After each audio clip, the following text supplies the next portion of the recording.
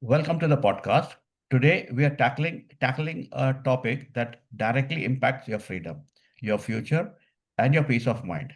Why managing and growing your money isn't just a good idea, but a fundamental life skill everyone needs to master. We often spend years in school learning so many things, but rarely are we taught the practicalities of financial independence. Well, today that changes. Are you tired of feeling overwhelmed by your finances? Do you wish you had a clearer path, not just saving, but truly growing your wealth? If so, you're in the right place. In today's episode, we are diving deep into why mastering your money is one of the most basic yet often overlooked life skills everyone should possess. We'll uncover not just why, but also the mindset and the initial steps to empower you on your financial journey. And to help us unpack this vital topic, I'm absolutely delighted to welcome an expert who lives and breathes the world of finance and empowerment. My guest today is Kiran Prabhu. Kiran is a seasoned stock trading coach. More than that, he is a dedicated to demystifying the markets and empowering individuals to take control of their financial destinies. He helps people understand not just how to trade, but why developing financial acumen is truly a non-negotiable skill in today's world. Kiran, thank you so much for joining us. Thank you, Harish. It's indeed a pleasure to join you and discuss this very important topic, which I feel will be a game changer for many of our viewers. So, thank you again for having me here. Let me first ask you, you've emphasized that managing and growing our money is a basic life skill. Why do you believe this is so fundamental and perhaps even as important as, say, you can say reading or a basic arithmetic in today's world? Absolutely. Why I feel so is because, I truly believe that, managing and growing money is actually a very important life skill that should have been taught to us along with reading, writing, and arithmetic. Why I say so is it's very simple. Money actually, touches every aspect of our life, whether it is choosing a career, getting married, raising a family, or retiring. Financial clarity should be there in all these things. Unfortunately, most people learn about money through trial and error, and usually these are expensive errors. So I always say that if you don't learn how to manage your money, someone else will, and it might not always be in your best interest if that happens. So what I feel is when you take charge of your finances, you build not just wealth. Okay, you build confidence, you build freedom, and that to me is actually empowerment at its core. True, very true. You know, that's a very powerful statement that you've made because it really challenges the traditional idea of what basic skills are. I think many of us grew up without any formal education on this. It shows how people navigate through their adult lives, right? Yes, Yeah. absolutely. So my next question to you, Kiran, would be what are some of the most common myths and misconceptions people have about managing their money or getting started with investing that often holds them back? Oh, there are there are plenty I can go on, but the most common myths that most of us have, including me, I had this myth long back that we need a lot of money to begin. So Okay. that simply is not true. So wealth is built through habits. It's not built through amounts. And another myth which most of us have is that investing is risky. So what I would like to tell is, that the reality is not investing is even riskier in today's world, because of the inflation. So the other thing is then, there is the other myth which most of us have is that, the belief that, money management is too complex. But in reality, most people just need a few key principles which they need to apply consistently. And just like any other skill, it becomes easier with practice and with the right guidance. I've definitely heard a lot of these myself, especially the one about needing the huge amount to even begin. It creates a mental block for so many people, including me. Yeah. So, from your experience, Kiran, what are the primary reasons people don't learn these essential money skills, even when when the need is so evident?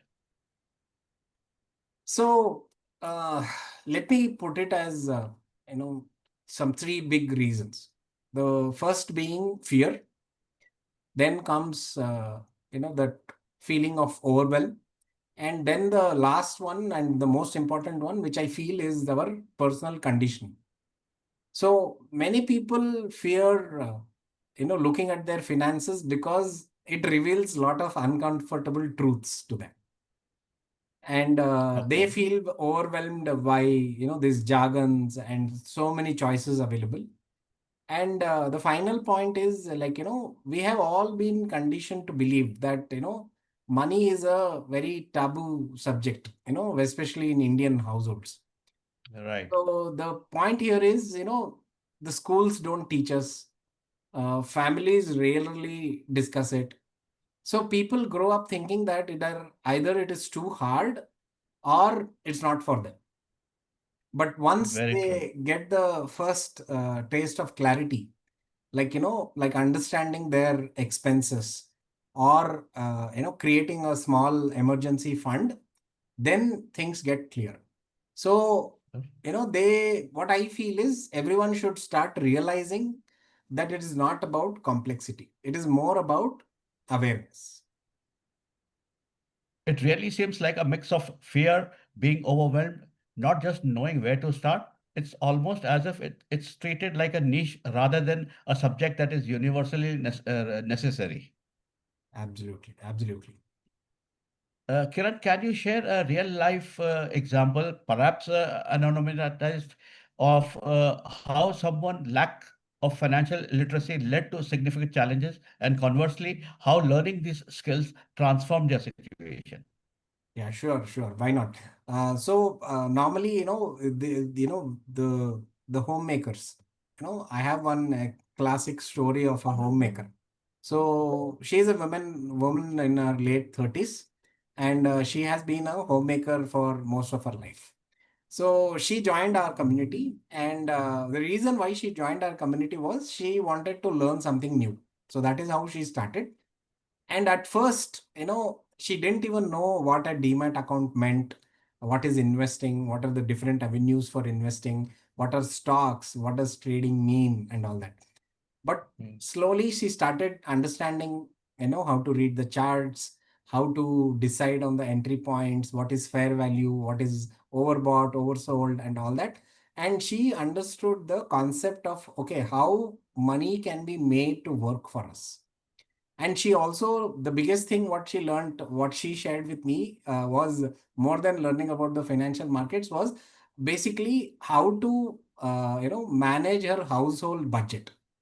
Okay, Oh, that is okay. what she told me was the biggest learning she had. And she also told me later that she no longer felt dependent, neither emotionally nor financially. So that for me was a real win. So what I would like to share is, see, it is not about just profits. It's about reclaiming your sense of control and self-worth. So that, according to me, is the real power of financial literacy. That really brings it to the life. I imagine the emotional toll of financial stress can be just as heavy as the practical one. Yeah. Beyond just saving for retirement, what are some of the tangible benefits people experience in their daily lives once they start taking control of their finances and learning how to grow their money? So for me, the first benefit, what I can say is, it will give anyone the mental peace. So when one is not stressed about where their money is going, the brain starts it has the space to start thinking bigger. That's the first one. Second one, according to me, is the freedom of choice. Okay. So whether it is like switching careers or taking a sabbatical or starting something new, you know, if you have money on your hands, it will give you options. So this is the second one. And third one, according to me, is very strong relationships. See, money is one of the top causes of conflict in marriages. Okay, so when True. both of them, the couples are financially literate, what happens is they communicate better, they plan better, and they can lead a more harmonious life. Harmonious life. So that is what I feel. True. It sounds like it's more than accumulating wealth, but it's about gaining freedom and peace of mind in every day. Absolutely. Am I Yes. right? Yes, absolutely. Okay. Kiran, how does not invest having these basic money management skills impact a person's long-term well-being, not just financially, but emotionally and psychologically?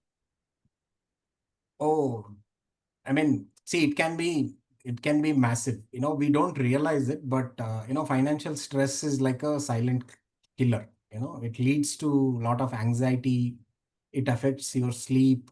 It affects your productivity, and it can also lead to relationship breakdowns. So, but on the flip side, if you look at it, so when you have even a small emergency fund or a plan for your future, the emotional state actually stabilizes. So it stabilizes because you feel in control. And once you feel you are in control, it boosts your confidence in other areas of life too. So because the reason is that you are not operating from a place of scarcity. You are operating from a place of abundance. So that is what I think is the difference it makes. It touches so many aspects of the life, doesn't it? From Yeah. career choices to relationship, financial well-being seems to ripple outwards, right? Absolutely. It has effect on all the aspects of life. I can tell you. Kiran, for someone who's listening right now, who feels completely overwhelmed and doesn't know where to start, what would be the absolute first one or two concrete steps they should take to begin this journey of financial self-management? That's a good question. So one or two. So let me think. Okay, the first one, what I can tell is first they should start even before thinking of investing. I would like to say that the first step is, track their expenses. Track your expenses. Write down what you spend for the next 30 days. Okay. Once you do this, I can tell you, you will be shocked at how much clarity that brings you. Okay. You will have clear idea about what has been your income and what you have been spending on. And you'll also find out whether you're overspending or you're underspending. So once you have this clarity, then the journey towards setting your goals and investments can start. So this is the first thing. Second thing, what I would like to say is take up a challenge to create an emergency fund. Okay, so even if it is rupees, 10,000 rupees, okay, it can give you a lot of breathing room. So if somebody is listening to this and they are completely new to managing their finances, I would like to say that these two things they should do.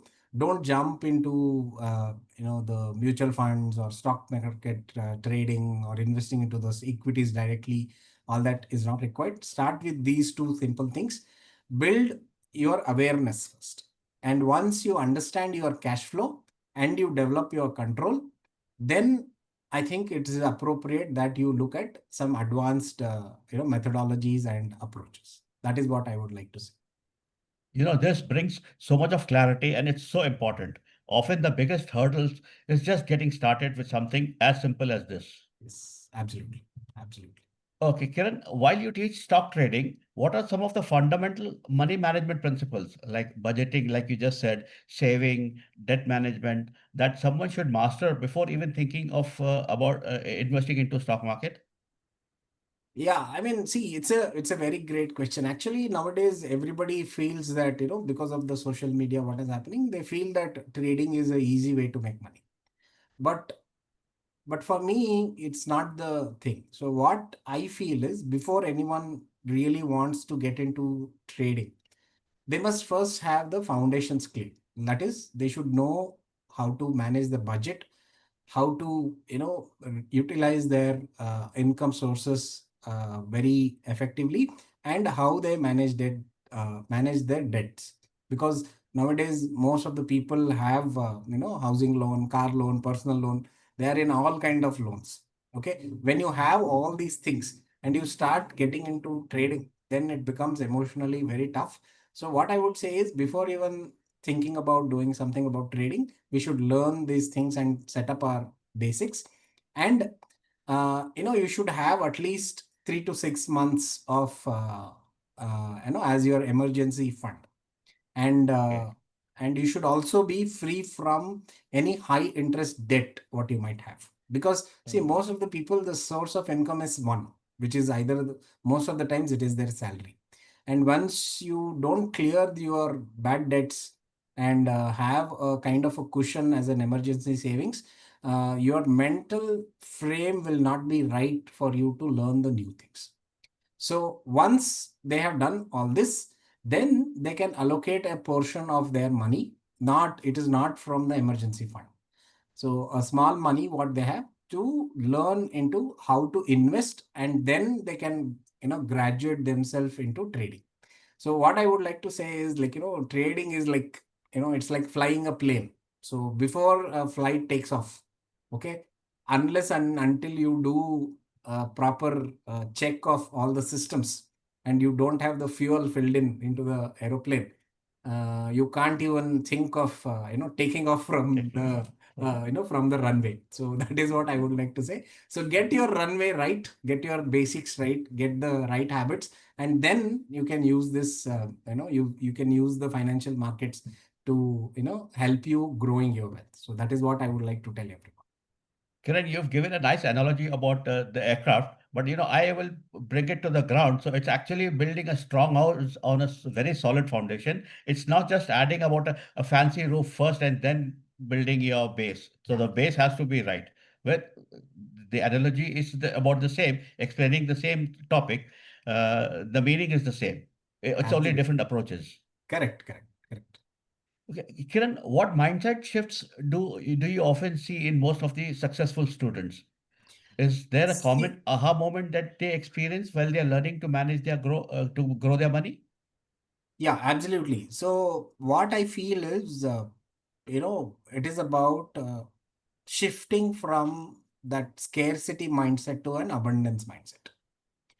So what I feel is that most of my community members, they have stopped seeing money as a source of fear, and they have started looking at money as a tool, a tool to grow their wealth. So the aha moment, what is that they have is, when they realize that they can actually create an income, okay, and not just depend on their salary. So that is where they feel that aha moment. And also, more than this, what I feel is, once they pick up the right skills, what I feel is, they begin to see patterns. They begin to take ownership of their decisions, and most importantly, they stop blaming the external conditions.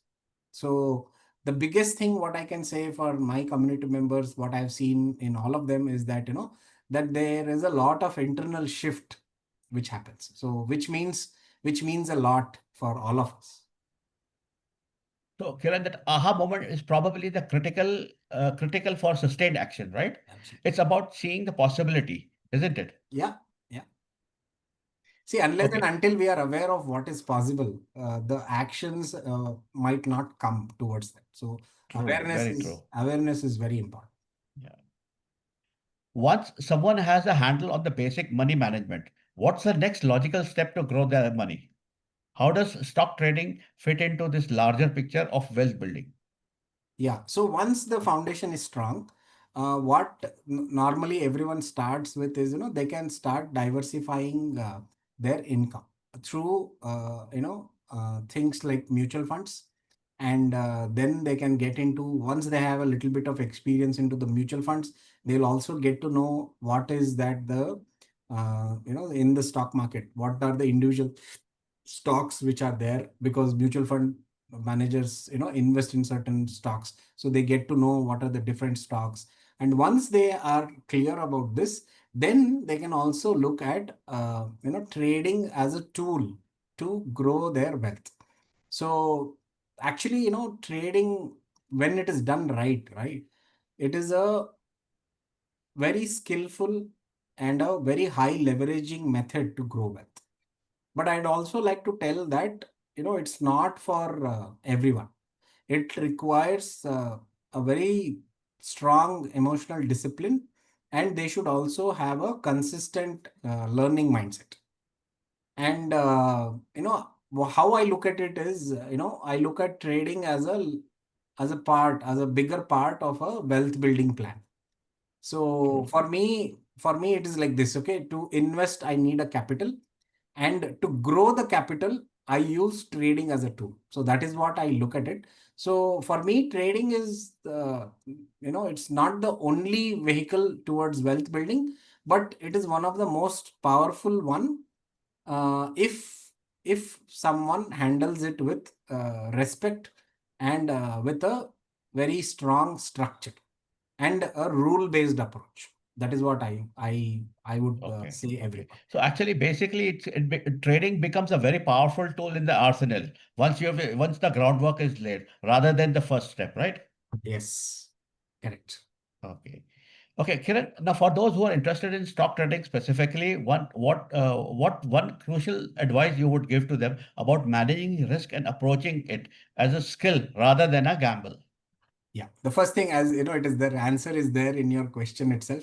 So start treating trading like a business, not like a casino.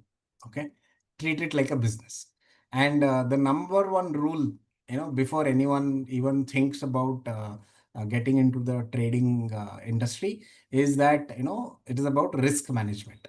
So personally, what I teach my community members is that we never risk more than 1 to 2% of our capital on a single trade, and we always use something called as stop losses. We fix the risk. Okay, and we track our results, and we journal every decision of ours. So Okay. what has been my experience by doing all this in the last 10 to 12 years, you know it's the losses don't come from the market. Okay, they come from our own emotions. So what I would like to say everyone is that if you want to be a successful trader or an investor, both, it goes for both, that the first thing what we need to learn is we have to first master our own self, how we react to a certain situation. We have to master this. Only then we can become successful, and as well as a consistently profitable trader and an investor. That distinction between the skill and gamble is so paramount, especially when there's so much of hype around the quick gains that people make from the stock trading, right? Correct. Yeah. Okay, Kiran, in this age of easy information, what's the most critical skill for people to develop when it comes to learning about finances and investing to avoid misinformation or get into the get rich quick schemes, that people usually fall for? Yeah. So this is a very, I mean, I feel very deeply about this because of late I have been seeing it on the paper, day in, day out. I see that, some article coming in when somebody gets conned and all that. So actually, see, it's not a lack of information. Actually, we are actually overloaded with information. So what we need is, we need to have wisdom, our own wisdom, to filter out the noise. Okay, because why I sell noise is because unfortunately today 80% of the news is noise.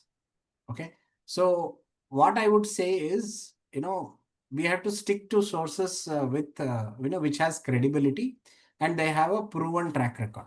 And I would also like to say that avoid anything that promises fast wealth or easy money, and or it plays with your emotions, like hurrying you up or creating a fear in your mind and all that. Just stay away from it. All I would like to say is, if it sounds too good to be true, it probably is. You just stay It, away from stay such away from things. that. True. Absolutely. You know, discretion is such a huge challenge these days with so much of noise online. Knowing how to filter is the key, I believe. Yes, I know. See, the thing is, what I personally do about this, the key about knowing, see, as I told you, 80% of news is noise. Okay. And then what I feel is, why to put in effort to find out that 20%? So what I do is, I personally don't follow news. Okay. So it has been Okay. almost 10 plus years now. I don't follow any news.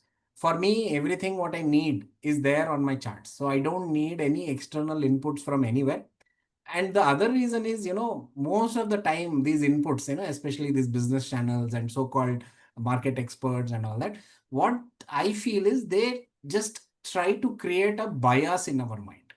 And when you have Hmm. bias in your mind, what happens is your decision making goes for a toss. So that is the reason, I completely cut out this whole thing. Okay, I don't Right. follow anything at all. So that is Right. my way of doing it. Right. Right. So, Kiran, if you could distill all your experiences into one core message about financial literacy for our listeners, what would that be? Um, I'll see. Money is actually, it just doesn't buy us things. Okay, it also buys us time. It buys us freedom, and it also gives us the option of having a choice. So what I would like to say is, financial literacy is not about greed or luxury. Okay, it is about living a life on our own terms. Okay, so for doing this, what we need to do is, we need to start early, and we need to build a strong foundation. So what I would like to share with our audience is, so don't wait, start today, and even if it's just one small habit, okay, of learning about the skills, or starting your investment journey, maintaining the consistency. So any of the habits. So if you even if you start with one, I'm very sure your future self will thank you a lot for doing this. That's a very powerful encapsulation for our audience. I think that's something everyone can take away immediately. Absolutely. I mean, I feel this is, I feel, you know, like, see, all of us on this planet, we do things for three things. It's called, in Hindi, it's called roti kapda makan. True. Okay, everyone on this planet is doing it for the same three things. And for, unfortunately, for all these three things, you need money. So that is why I say that, learning on how to manage and grow your money is the most basic life skill, what everyone should be learning. And it's not only about learning, it is about implementing whatever they have learned consistently and with discipline. So that is the way where we can get better in managing and growing up. So that is what it is. So, Kiran, as we wrap up, what's one personal financial mistake or a learning experience you had that ultimately shaped your approach to managing or growing your money? And what did you learn from Oh yeah. So long back. Okay. So I still laugh at it now, because I keep telling this to my community members. Long back, I think around 12, 13 years back, when I started learning about all these things, investing and all that, I invested based on somebody else's input. Somebody told it? me that, Okay. okay, this thing has got a lot of potential, and it is raising very fast, so I think you should do it at the earliest. So it created that feeling of that fear of missing out, what that FOMO, what they say, nowadays. Yeah, yeah. Nowadays it's a very popular term. So it created that, and without even understanding what I was doing, I just went into it, and the result was as expected. I lost a certain bit of money out of that. So, but the biggest learning what I got from that is, you know that we should go into the details. Okay, so, and we should learn the things properly, and create a system which suits us, suits our personality, suits our risk appetite, and suits our goals. Because, see, all of us, our goals, financial goals are different. So there is no one single way wherein you can do I mean, all of us can do the same thing. So everyone needs to find paths which suits them, and we have to create a system around it. So that is what I teach with to my community. In my community, and that loss whatever I had, so I keep telling my students even now, whatever loss we face, right, in the financial market, we should always look at it as the fee what we paid to the market. True, Because very true. see, it is again up to us. The market can be the biggest teacher, provided we allow it to teach us. If Correct. we have our ego and saying that, okay, how can the market take away money from me, whenever I do things it goes wrong and all that, if you have that mindset, nobody can help you. But if you look at it with a if you allow the market to teach you, okay, and if you learn the lesson and not repeat the same mistake, okay, True. whatever fees you have paid, it will give you back multifold. Multiple times. So today, that is what has helped me, and the biggest lesson what I have learned, in which I would like to share here, is never delegate your financial decisions without understanding what exactly you are and what you are looking for. So this is the True. biggest lesson what I have learned myself, and which I keep telling it to others. So never. So this is one thing which you can't delegate to someone else. True. True. Kiran, thank you so much for sharing that. It's such a valuable to hear the personal journey behind the expertise. I learn it as like, when you're driving a car, if you don't know how to drive, you will be overwhelmed. You will not know what to do next. But if you know driving, it's such a smooth thing. It takes you from one place to another so easily. I look at it that way, that mastering it first before indulging into it. Absolutely, absolutely. It's as simple as that. So I mean, most of us complicate the financial things, thinking that it is some too complex a thing and all that. All I would like to say is, you know, I always compare this to human psychology. So what I tell people is, if somebody comes and tells me that, okay, it's too complicated and all that, I tell them it's simple thing. If you understand human psychology, navigating the financial markets is like walk in the park. So then they ask me, how is that? So what I tell them is, because see, at the end of the day, the market participants are humans, people like you, me, and everyone else. Okay. And Right. we all know that humans react to a certain situation in a certain way. True. So there is a very famous saying from Warren Buffett, which says that, you know, when others are greedy, be fearful. And when others are fearful, be greedy. You have to be greedy. Yeah. So that is like, the real essence of mastering the financial markets. True. So True. don't go in the, just because somebody's input and all that. Do your own analysis. And analysis doesn't mean that you need to be a big number cruncher and all that. You need certain basic things, certain basic, like for example, there is something called as price action. Now, price action is nothing but why the price moves the way it moves, understanding this. If we can understand this one thing, we don't need anything else. So everything will be there on the chart for you to, decipher and take your decisions on. So I also go to an extent to tell that, the candlestick chart actually speaks. It is that we don't know the language. That is why we don't understand what it is Understand trying it. to tell us. But if you learn the language, you will understand what it is saying. So it will become like a easygoing communication. Once you reach that stage, right? It is like you will dance with the charts kind of. So You'll that be is in what. rhythm. Yeah, You'll be in absolutely, rhythm. You'll be absolutely, in rhythm. Yes. absolutely. Thank you so much, Kiran. It was having a very interesting chat with you. I hope our audience will have many takeaways from this. And thank you once again.